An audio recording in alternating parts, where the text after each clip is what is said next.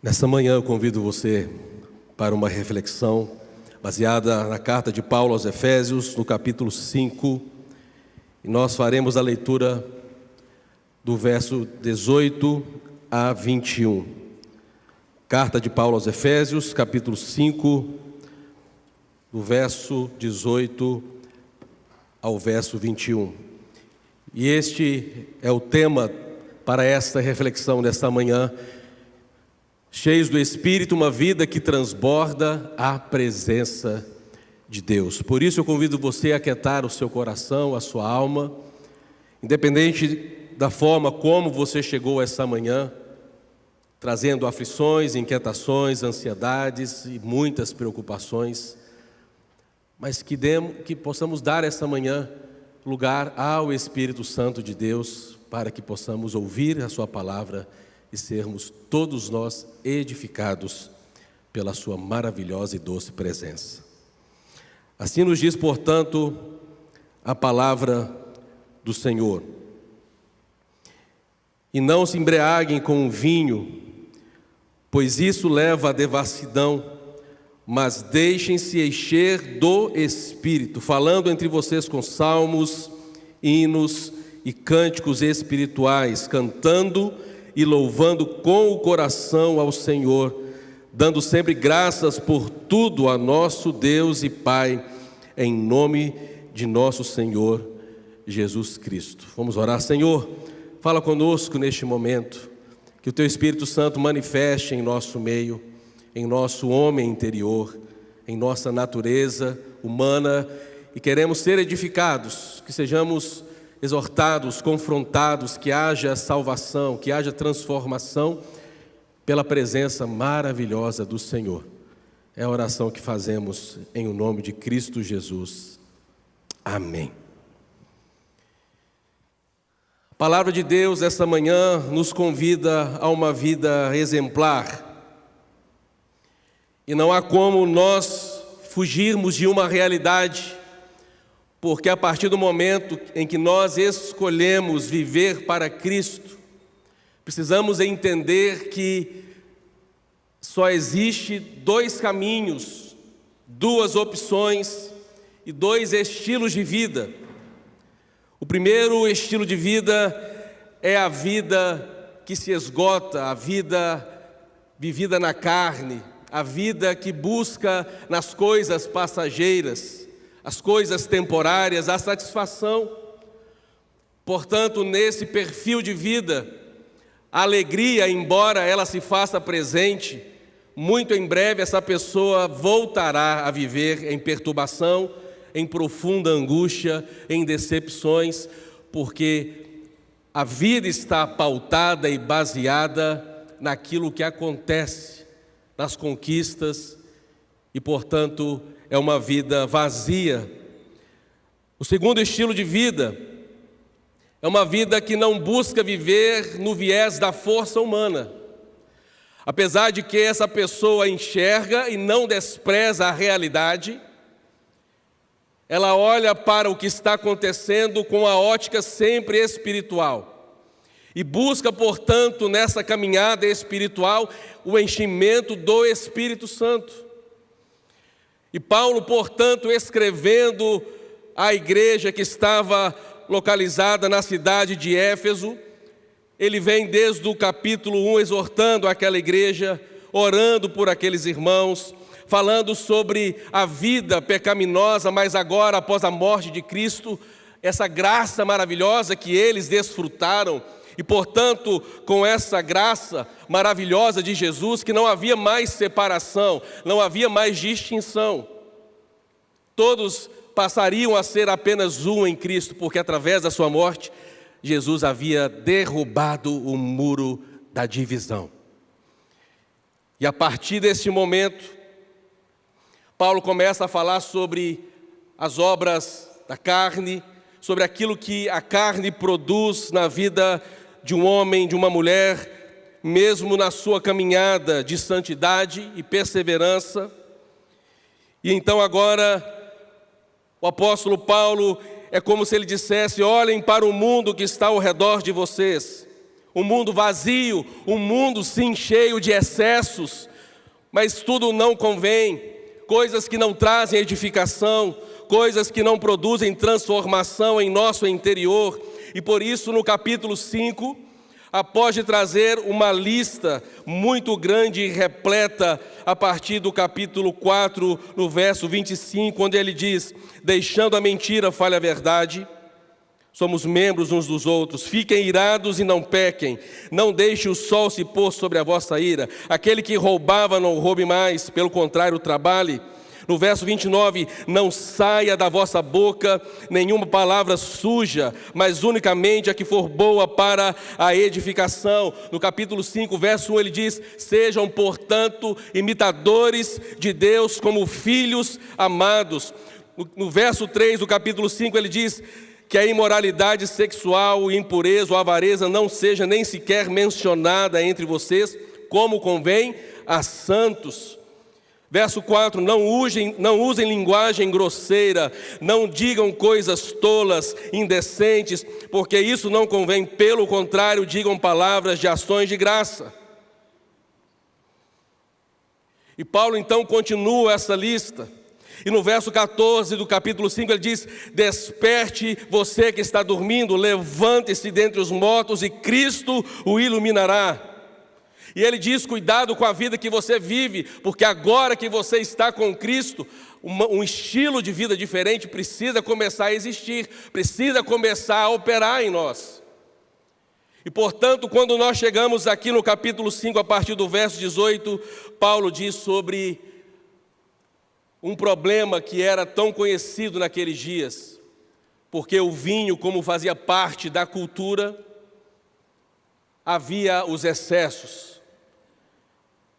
E as pessoas se embriagavam, e quando ficavam fora de si, cometiam todo tipo de pecados, impurezas, vivendo uma vida longe de um padrão de santidade exigido por Deus. E essa exortação ela é válida para nós hoje, nessa manhã. Não vos embriagueis com o vinho, porque leva à devassidão. E alguém poderia questionar: mas apóstolo Paulo, qual é o outro caminho então que você nos propõe? Ele diria: encham-se do Espírito Santo. É uma escolha de alguém que tem uma bagagem espiritual com muita maturidade. Portanto, algumas coisas nós podemos extrair dessa passagem nessa manhã. Primeira lição muito importante e preciosa: viva cheio do Espírito para não viver o vazio de propósito. Então no verso 18, Paulo diz, mais uma vez, eu quero ler: e não se embriaguem com o vinho, pois isso leva à devassidão, mas encham-se do Espírito. Paulo começa então aqui no verso 18 a falar e trazer uma advertência, porque há maneiras erradas de um servo de Deus procurar encher a sua vida. Hoje você tem diversas opções e não há aqui uma oportunidade de nós pensarmos em um pecado muito pequeno ou sutil, ou um pecado que você considera que o seu irmão cometa, porque você julga que o pecado que ele faz é maior do que o seu. Paulo está nos colocando numa mesma régua, numa mesma limitação de situação diante de Deus. Porque quando ele nos convida e nos exorta a essa vida de não vivermos com o pecado, de não vivermos no caminho do erro, e nem procurarmos nos encher com os excessos que da vida nos provocam um vazio existencial e espiritual, ele nos oferece o enchimento do Espírito. Porque o vinho, como eu disse, para aquela cultura e também para os nossos dias, ele representa alguém que deseja uma fuga. Conheço pessoas que dizem: pastor, quando eu preciso fugir dos meus problemas, quando eu preciso fugir de uma crise do meu casamento, ou de um problema, uma enfermidade, eu vou para um lugar e bebo mesmo, porque através da bebida é uma fuga da realidade. E espiritualmente falando, isso nos faz pensar que muitas vezes, quando nós inclinamos a essa vida de uma fuga da realidade espiritual, nós estamos, na verdade, desprezando a realidade, a manifestação e o poder do Espírito Santo. Nós precisamos invocar a presença do Espírito Santo em nossa vida, diante das nossas fraquezas. Não há outro caminho, não há outra alternativa para nós nesta manhã. E Paulo diz: não vos embriagueis com o vinho, porque ele leva à devassidão, e essa ideia da devassidão significa uma vida desperdiçada, uma vida sem direção. Aquele que busca viver nas coisas da carne vive sem direção, vive fora da perspectiva de Deus. E essa manhã falo a homens e mulheres que eu creio que um dia decidiram viver baseados e pautados pela unção, pela força e autoridade de Cristo.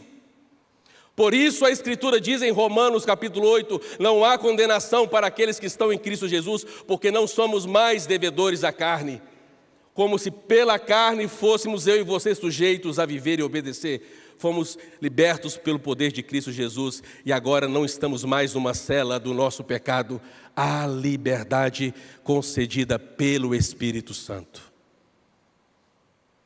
A liberdade pelo Espírito Santo. E Paulo diz então: enchei-vos, e essa ideia de um enchimento à medida que eu e você caminhamos, não é um ato único, como se, por exemplo, quando nós aceitamos a Cristo, somos selados pelo Espírito Santo, amém? Fomos selados, existe um penhor, existe uma garantia, para que quando Cristo vier, o Espírito Santo é essa garantia que nós estaremos com Ele. Mas a ideia que o apóstolo Paulo traz aqui é o seguinte: uma vez que eu e você fomos cheios e preenchidos por este Espírito, permita-se ser cheio enquanto você vive. Vá se enchendo. Qual é a medida do Espírito Santo que eu e você procuramos para a nossa vida? Há pessoas que se contentam com muito pouco. Lembro do pastor Thomas, um pastor norte-americano que viveu o Brasil muitos anos, e ele disse uma verdade que carrego a minha vida até hoje. Ele disse sobre relacionamento com o Espírito Santo: pouca oração, pouco poder. Nenhuma oração, nenhum poder. Muita oração, muito poder. Precisamos estar cheios desse Espírito Santo, porque Ele não é um visitante que vem e passa.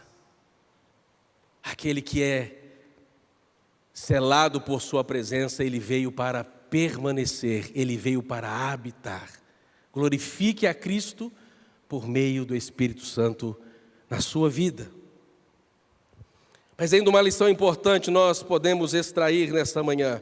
Permita que o Espírito Santo transforme sua vida, transforme o seu interior e transforme os seus relacionamentos. Veja comigo o verso 19 e o verso 20. Falando entre vocês com salmos, hinos e cânticos espirituais, cantando e louvando com o coração ao Senhor, dando sempre graças por tudo a Deus, o nosso Pai, em nome de nosso Senhor Jesus Cristo. Paulo está descrevendo aqui, portanto, o que acontece quando alguém recebe a Cristo. Esse alguém, esse indivíduo, ele é preenchido com a presença do Espírito Santo. E, portanto, essa transformação, ela começa de onde? De dentro para fora. da nossa mente, do nosso intelecto, das nossas motivações, das nossas percepções, dos nossos anseios, vícios que precisam ser arrancados, pecados que precisam ser exterminados, e o Espírito vai trabalhando em nosso interior, e à medida que essa operação acontece em nós, enquanto nós vivemos, enquanto vamos sendo santificados, as pessoas que estão ao nosso redor começam a observar e a perceber que existe algo novo em nossa vida. Não agimos mais da mesma forma, não falamos mais do mesmo jeito. Muitas pessoas, até mesmo na maneira de se vestir, começam a se comportar de uma maneira distinta. As canções que nós acostumávamos a ouvir, talvez não ouçamos mais, porque nos incomoda. Os lugares que frequentávamos já não fazem mais parte da nossa rotina, porque não condiz com a vida espiritual a qual nós devemos viver para a glória de Cristo Jesus. Então este Espírito que habita em nós, ele começa a fazer essas transformações no nosso interior, e elas começam a ser entendidas e conhecidas também no nosso exterior. E Paulo fala aqui, portanto, no verso 19 e no verso 20, a respeito de 3 dimensões dessa plenitude. Primeiro ele fala sobre a dimensão da comunhão. Olha aí o verso 19, falando entre vocês com salmos, hinos e cânticos espirituais. A forma como nós lidamos com as pessoas que estão ao nosso redor, a forma como nós colocamos as nossas palavras, a forma como nós curamos as pessoas, os nossos relacionamentos com o nosso comportamento, o nosso estilo de vida.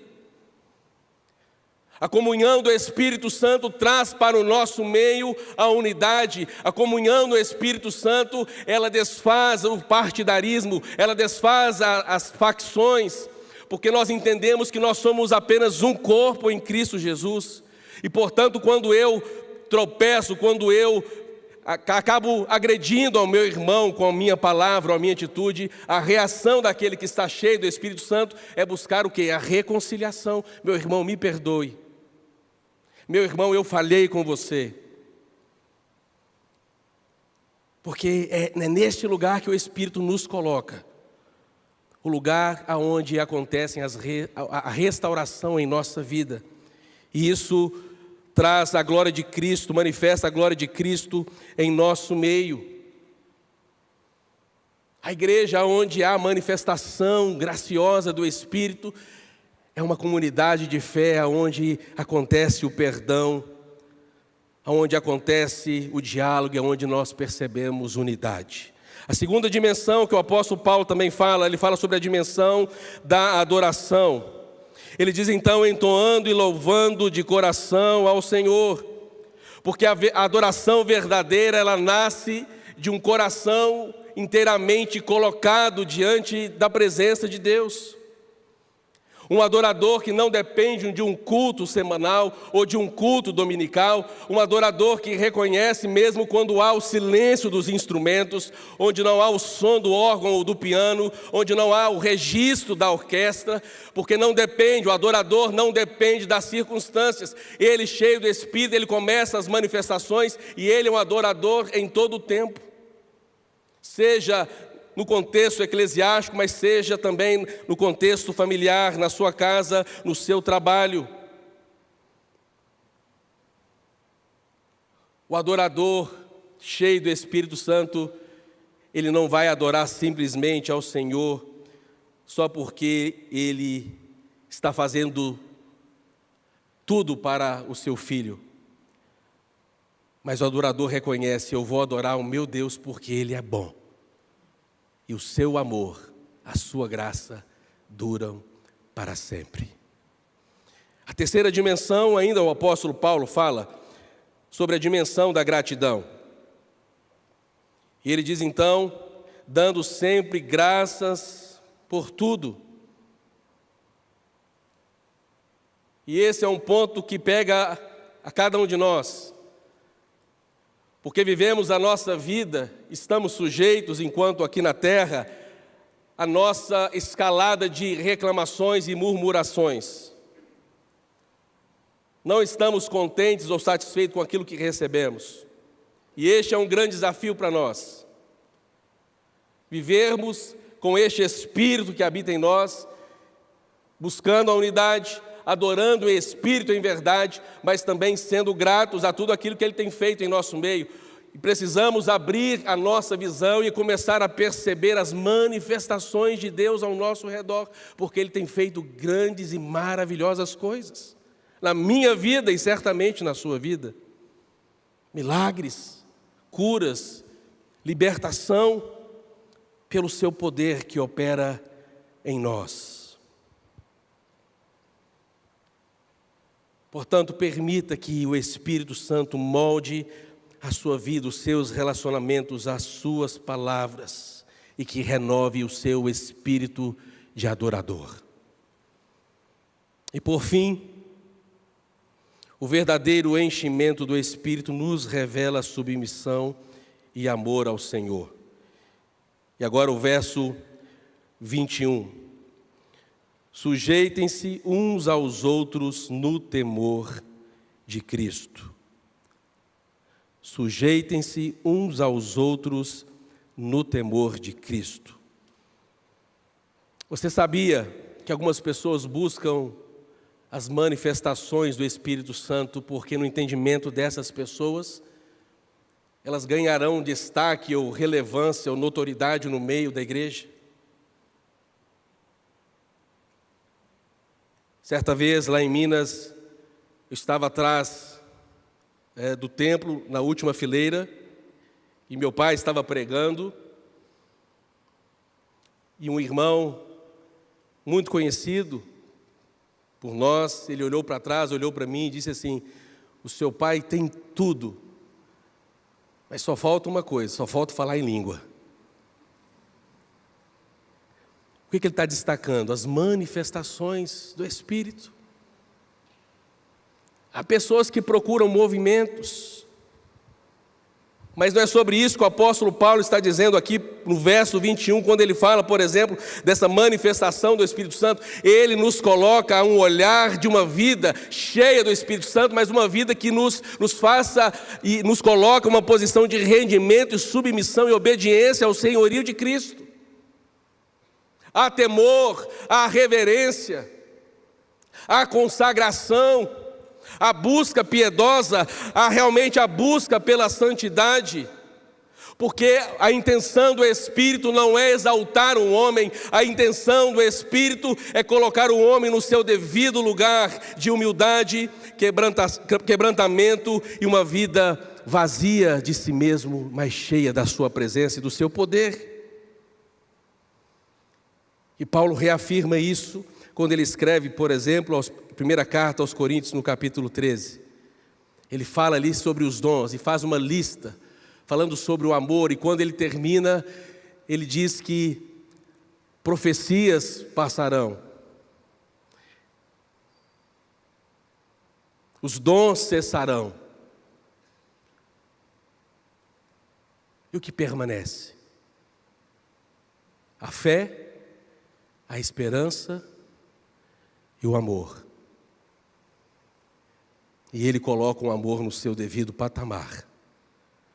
Porque quando nós amamos a Deus, valorizamos a sua palavra e há em nós um espírito resoluto de obediência e serviço.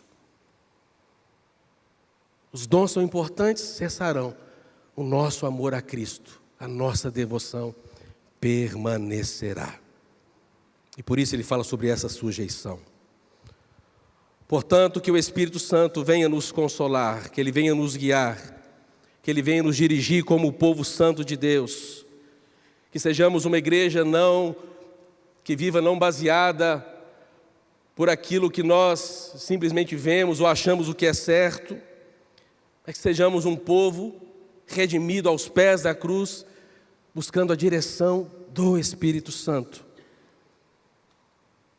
Que nós, portanto, cheios desse Espírito, possamos viver em novidade de vida, a cada dia, buscando, como diz João Batista, que Ele cresça, o Senhor, e que nós venhamos cada vez mais nos colocarmos na nossa posição de servos pequenos, humildes e dependentes da sua graça.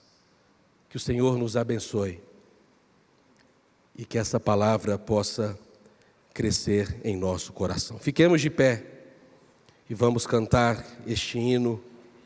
Espírito, enche a minha vida. Ore ao Senhor neste momento. Busque esse tempo de consagração e de rendição ao Senhor.